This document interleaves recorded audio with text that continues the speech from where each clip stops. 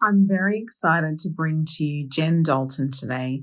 Now, over the span of 3 decades, she has transformed her passion of dance into a thriving empire of dance studios. So, from teaching dance in her parents' garage to owning multiple studios with over 1,000 students and teams of 30 plus staff, she has seen it, lived it, and survived it all.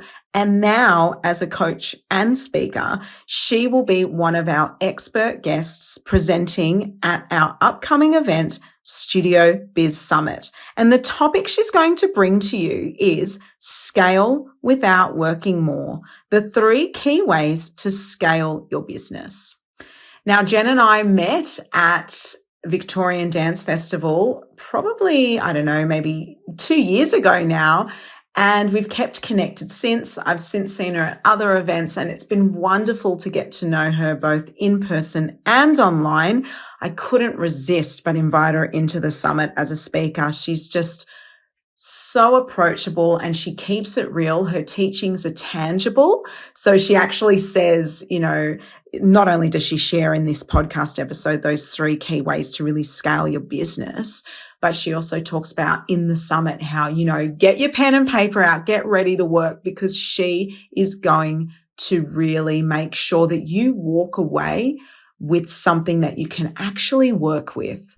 And I think that's important because there's all types of different information and educational sessions we can tap into. There's inspiration, and then there's motivation, and then there's that tangible doing the work. And that's what Jen's about. I absolutely love Jen, and I'm so excited to bring her to today's show. Now, don't forget that you can come to the Studio Biz Summit. This is online. It's totally accessible.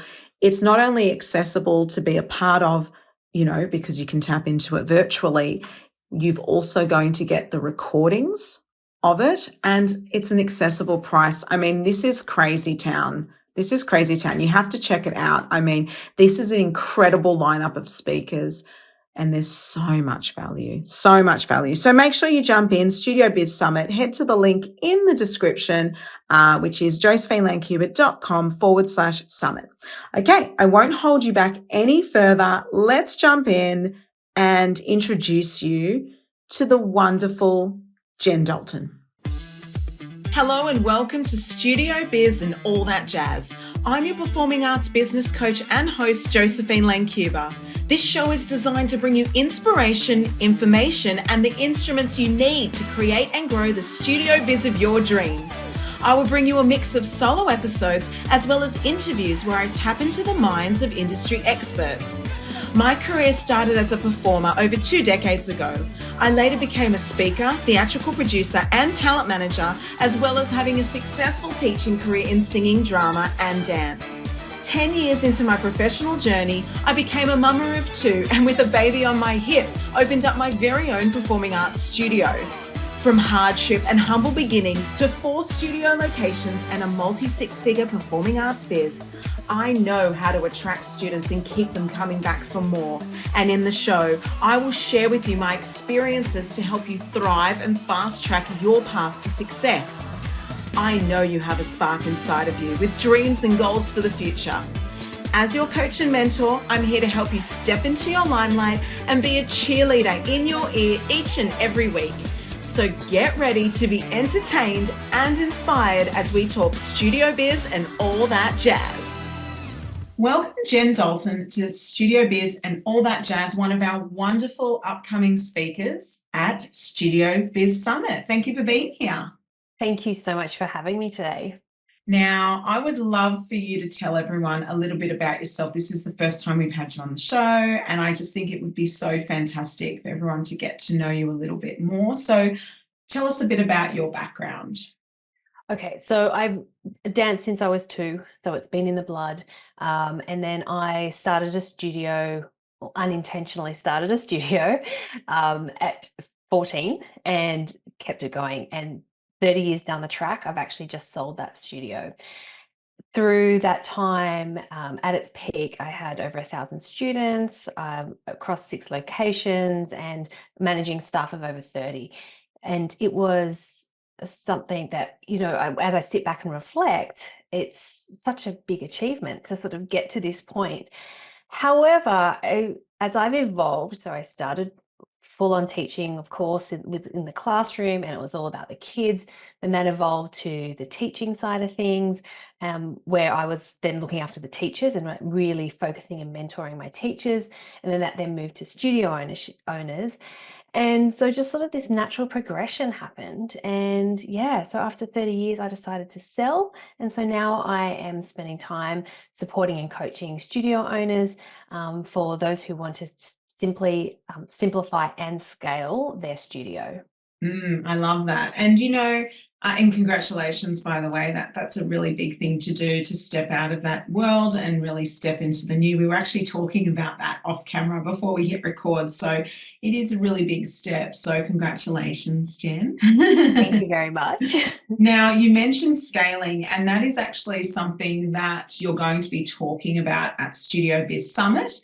And for anyone listening, that is an event that is online with 6 incredible speakers that's going to be happening on International Dance Day. We're so excited. You're going to be talking about how to scale without working more, and the 3 key ways to scale your business. Now, I do find this interesting because we often talk about growth in our studios, but you differentiate between growth and scaling, don't you? Can you tell us a little bit about what the difference actually is? Yeah, so you're right. I do focus on scaling. So we do hear a lot about growth and how we can grow, grow, grow. However, growth is about getting bigger and adding more to our lives, where scaling is about optimizing and systemizing. So it's about being more strategic. And then that's allowing our lives to not be any more busy, but to open the door to being more successful. And then, yeah, that then comes with those 3 key ways that we focus in on being able to do that for us as studio owners. I think that's a really interesting perspective. You said, how many studios did you have at one time, you said? 6. 6, yeah. I had 4 when as of recently, but 7 was my top, and that was mental. And I quickly realized, and this was before I understood the scaling thing, that you're talking about, because when I downsized to 4, I quickly learned that I'd moved too fast and I grew too big, and I didn't have the systems in place to support it. And so some of basically the blocks came tumbling down on a couple of the new sites. And I learned that it was because I didn't have particular processes and systems in place, which then, of course, I adapted, and it became a lot smoother, and it made sense across those 4 locations. But I can imagine, to successfully scale and grow to, those 6 locations. Tell me about what that's like, because I understand it, but I'd love to hear your perspective on that for people that are looking to expand their business. Yeah, look, it's a funny time because I wasn't as conscious back then as I am now, because that was several years ago. The trick was I did it slowly. So it wasn't like I went full at a gate and tried to do it all really fast within a couple of years. It was a really natural progression. And so so that those foundations that you were talking about were set in place as I would expand, as I would find the next location. I had a really solid teacher base, so I wasn't worrying about staffing. Our accounts, our systems, our automations were all set and continuing to develop as we grew. And so it wasn't as intense as it sounds, or if someone was wanting to go in and do it, quickly. So it did just evolve, and it evolved with my life, my family as well. However, it did get to that point where I felt like I was stretched in all areas. And that's at that point, I made the decision to consciously consolidate. And so this was over a period of many years, but getting to that point was just about having those systems and the foundation set, doing it slowly so that it didn't consume me completely. However, but it did get to that point, and that was when I changed again. I pivoted the business and decided that I could do the same thing, which again, this comes back to scaling, do the same thing, hold the same numbers, but reduce the outgoings, reduce the rent, reduce the staff, and still be able to make the income that I was making. I like that you said conscious consolidating, which is similar to what I did, but it just reminds me of when Gwyneth Paltrow consciously uncoupled. Yes. Yes. True. That's why I had that smirk. And for anyone on audio, you didn't see me, but I just had a bit of a smirk because it instantly reminded me of Gwyneth Paltrow. But yes, and I think that's really interesting. And, and that is something that you're going to be bringing to Studio Biz Summit. Now, you mentioned in the title of your amazing masterclass, of which everyone can come along to, the 3 key ways to scale your business. Now, obviously, this is a short episode and there's no way you could possibly dive in. So everyone that's listening, if you want to dive deeper with Jen, you can do that at the summit. But for those listening now, what are those key takeaways when it comes to scaling your business? Yeah, so obviously there's a process to work through, and I do have a framework, but once you get to that scaling point, there's 3 things we want to focus on. The first one's refinement, so just refining what we're doing. The second one is sustainability, so the ability to keep it going without it ruining our lives essentially, or it becoming the only thing that we have time for. And then of course, profitability is the last one. So how can we increase our income, increase our revenue without adding more to our lives and taking away the time from our families or the quality of what we're producing? Let's dive into the mid piece, which is that sustainability, because I think that is a major one that studio owners fall down of, regardless of the size of their business. I've seen studio owners put the same energy in as with 40 students as someone that has 400 students. Why do you think that is? And what can studio owners do? Like, what's one key thing that they can do to really support them in that overload and overwhelm and, taking that time away from their family or friends or loved ones or themselves? Yeah, for sure. It really comes back to simplifying. So we've been in an era of overconsumption. So an overconsumption of information, opportunities, excitement, a little bit of like FOMO. We're seeing a lot of people living this potential life. Whether it's true or not, I'm not sure. But I feel like as studio owners, we just need to take a breath, take a step back, and then have a look at the big picture of what your business looks like, and then how can you simplify that to then make it align with the life that you're wanting to live, as well as running a successful business. And then that is then set in the foundations. So we've got to go all the way back, getting clarity about exactly what you're wanting, where you're heading, and then how you're going to do that. Then we need to get those systems in place, and that's very strategic, and it's bespoke to every studio owner, because we all want different things, we all have different goals. And then that's at the point where you then start implementing the things to simplify the everyday operations, moving forward for your business. What's one thing, when you talk about simplifying, what's one thing that you can share with us today in relation to how people can actually tangibly simplify their business? So there's so many. I mean, there's having a team that is going to support you. So to get there, you have to make sure that you train that team. On the tech side of things, your automation, just making sure that you're knowing your numbers, I think, is a big thing as well. Because when I talk about knowing your numbers, I'm talking about the leads that you're generating into the class trials, into conversions, into retention. And those 4 numbers are so important in our business. And if we can just get across those 4 numbers, we can then identify where we then need to focus our time. So instead of trying to spend time in something that's either not working, or it's taking up too much time, or spending time on the only thing that's working and not fixing other things, then we've spread our time and energy. We just need to be focusing and working on the right thing. So knowing those 4 numbers would have to be the first thing, and then making sure you've got support around you, that would have to be the second thing.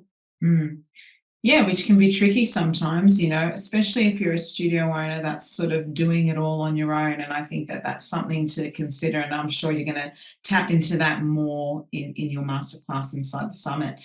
Look, I think, it's funny because you said how when you grew your business, you talked about how you did it so slowly. And I was like a bull out of a gate. So, and I'm not like that anymore. And it's interesting because I was excited. And I think, and we're talking years ago now, and it's so easy to do. We can focus on the things that we're excited about. And what excites me is the business side of it. I love the idea of growth in business and that sort of thing. Funnily enough, like I purchased a studio at the time, and one of our sites was purchased. And my love was musical theatre, and I purchased this very traditional dance studio, and I kind of accidentally turned it into a musical theatre studio, and then people started leaving because it wasn't really for them. And I think we can get caught up sometimes in that side of things, like studio owners, for example, that have a larger base recreational and only 10 Stedford or competition kids and their elite team, and that's all they care about, because that's what they're passionate about. What do you think about that? So let's say when we talk about alignment, if your elite team excites you, yet most of your studio is recreational, that's a great example because we see that.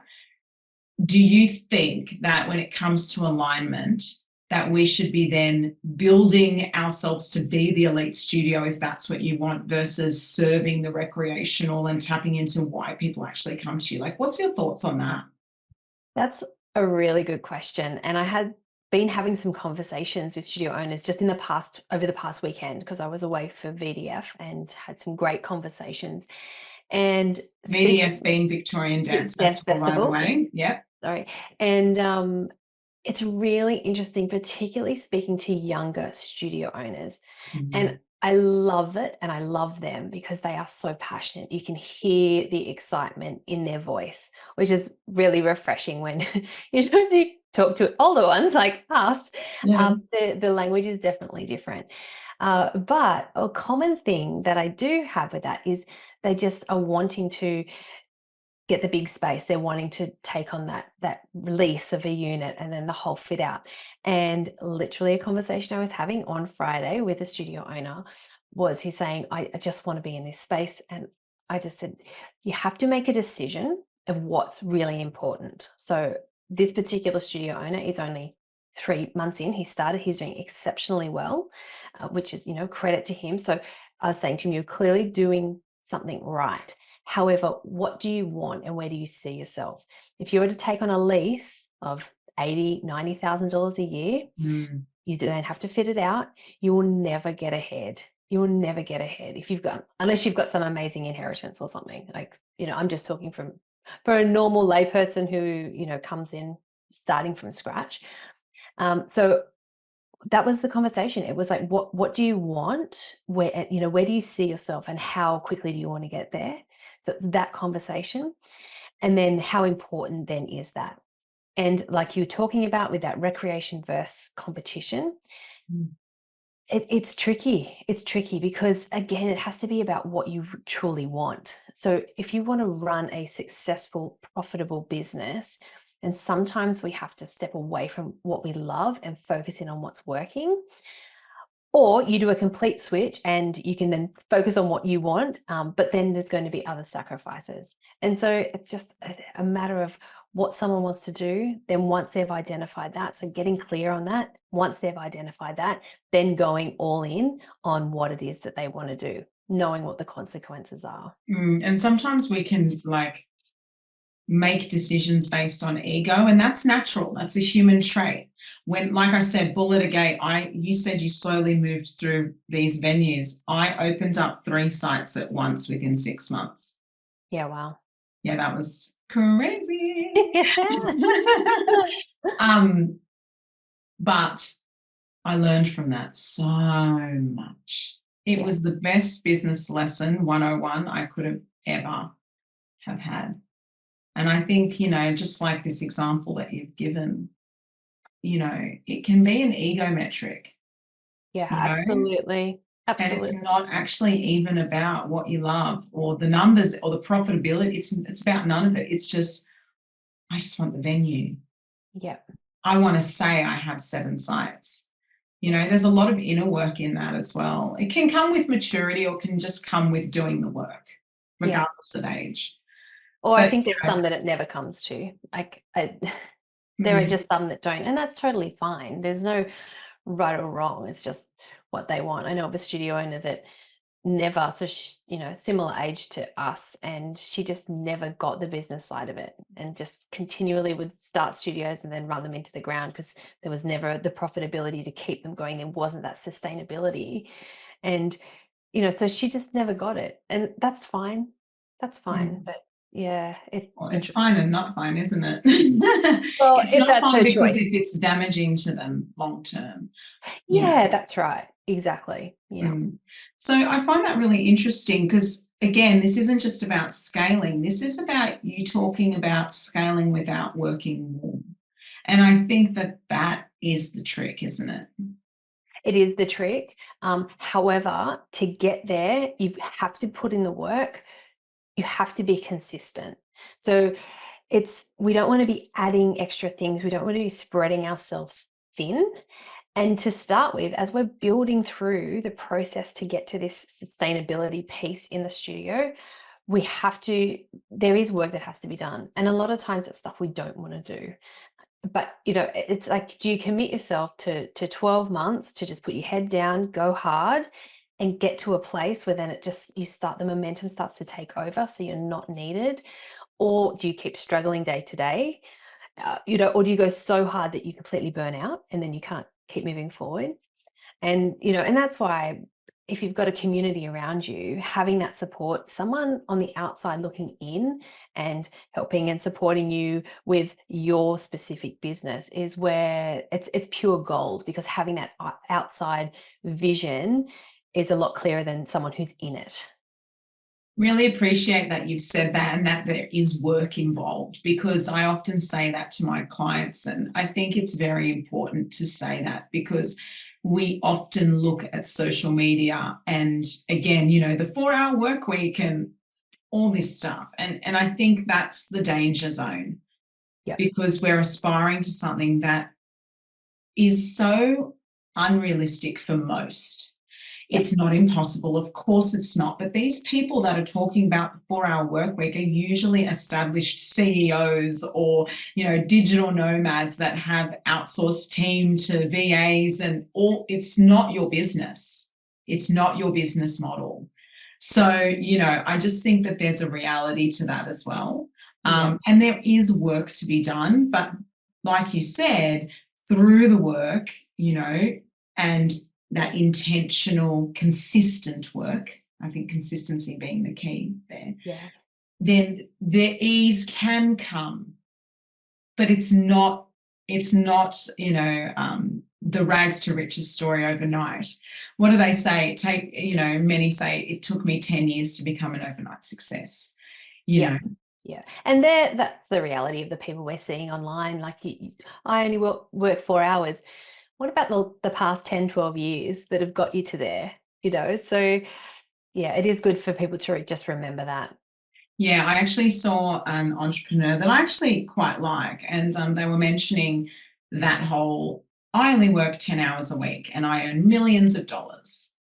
But then as you start to listen in more and you realize, oh, but they've actually got a marketing person working part-time, then they've got an administrative person working full-time, and they've got someone on their email inbox, and they've got VAs overseas. And it's actually not what that one snippet that you see on an Instagram post. I work 10 hours a week and I make millions of dollars.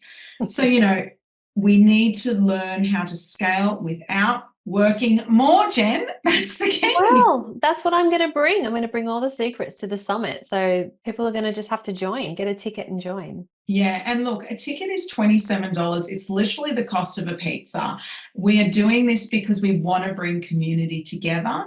We want to collaborate. We want to bring that energy, the joy, and support on International Dance Day, which is Monday, the 29th of April. So there is a link in the show notes here, everyone. It's josephinelancuba.com/summit.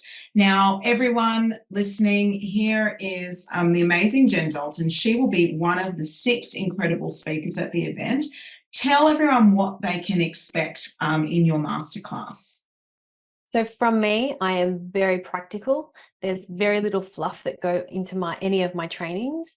So bring a pen and paper, bring questions, and I will literally give you step-by-step and actions to take away, which you can implement straight away. That's how I learn, and that's how I teach. So yeah, I love that. I love that there's a practical side to that. So make sure you bring your note-taking device or your pen and paper, everyone, and grab your ticket to the summit. Thank you so much, Jen, for being on the show. I can't wait to see you on International Dance Day.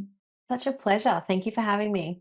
This episode was brought to you by my signature group coaching program, Studio Biz Success, an amazing and accessible online educational platform for performing arts studio owners designed to help you grow your business with confidence and get your results.